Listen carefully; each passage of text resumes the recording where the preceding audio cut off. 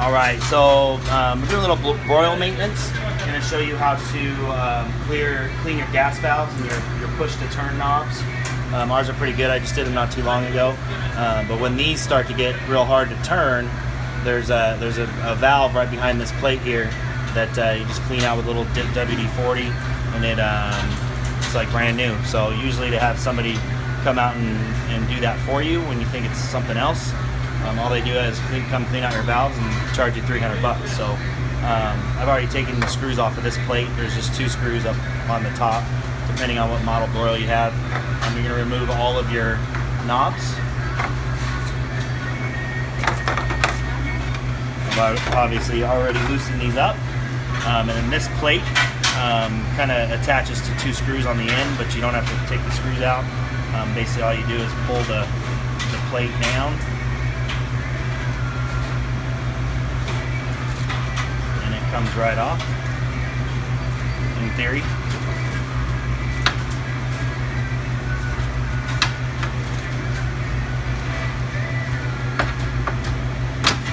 There we go, so that comes right off. And that this right here is your push-to-turn knob. So this is the part that the gas valve. This is your gas line here. So this actually is a little T. It's 2 pieces. This piece comes off by these 2 screws right here, and it connects into another piece of the T, which then screws into your gas valve here. So grab my screwdriver. And basically take one of them off here. Show you what we need to do. And make sure you push real hard on those screws because you don't want to strip them. Because they're really small. I recommend having a few extras on hand just in case you do strip one. So right behind this little valve, there's a spring. You want to be careful not to lose that spring. So that, almost. So you see here, we've got that spring on there. After the screws come out, just take the spring off. And this, you can kind of see how that little knob goes real smooth in there. That's usually what gets gunked up. So we just soak it in a little WD-40, which I have down here. So we do that. Get a little toothbrush and kind of clean out on the inside there. Nice and clean. You don't really have to soak it very long. You're mainly just kind of lubricating it there. And like I said, these were done not too long ago, so they're not too dirty. So I get these cleaned up too on the sides. And then kind of a tricky part. The big part of the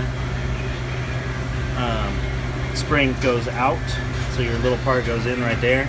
I'm going to show you how to put it back on, because if you look here at the actual knob, there's a little notch that you need to get that one piece lined up with. So pretty easy, you just put it all the way to the side, and we'll just kind of put it right back on there. And I always test it to make sure that we're in the right spot. We are, before I start putting the screws back in.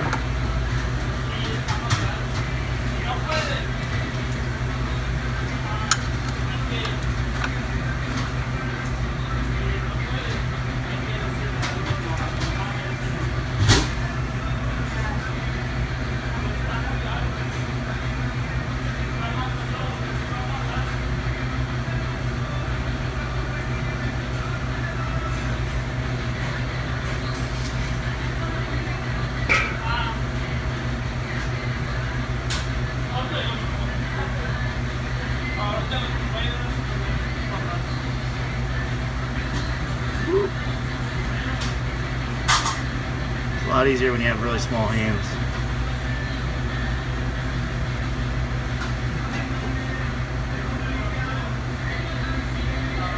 So Jason Gilbert, you could do this very easily.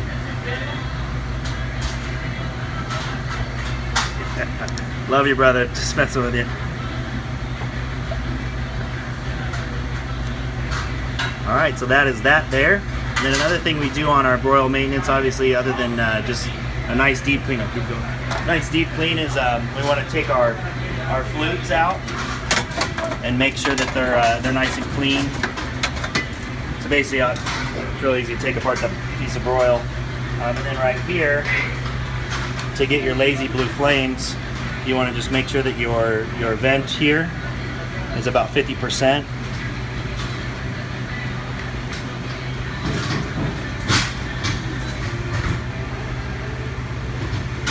Yeah, it's really in there.